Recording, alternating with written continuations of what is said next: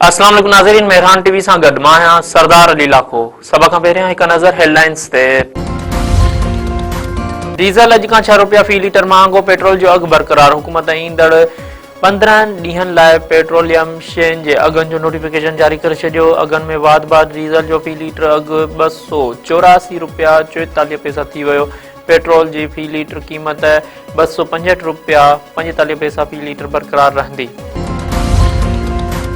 पंजाब में क्रैशिंग शुरू न कंदड़ शुगर मिलनि ख़िलाफ़ सख़्त कार्रवाई जो फ़ैसिलो।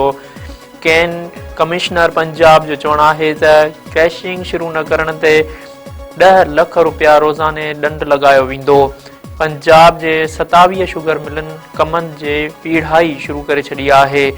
14 शुगर मिलनि खे अॼु खां चेक करे कार्रवाई कई वेंदी। आबादगारनि खे कमंद जे अघ जी बर वक़्त अदायगीअ खे बि यकीनी बणाईंदासीं।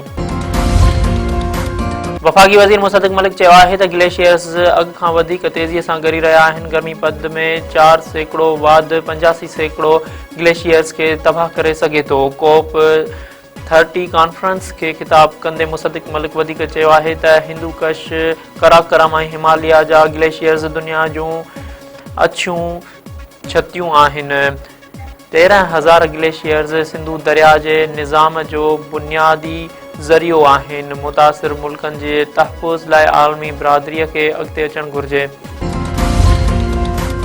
टंडोमस्तीअ में शादी लाज में हादसा, नीगर समेत ॿ ॼणा फौत। टंडोमस्ती क़ौमी शाहराह ते मुसाफ़िर कोच जे टक्कर में रोड पार कंदड़ अरबाब बुलंद तगियल चांडियो फौत।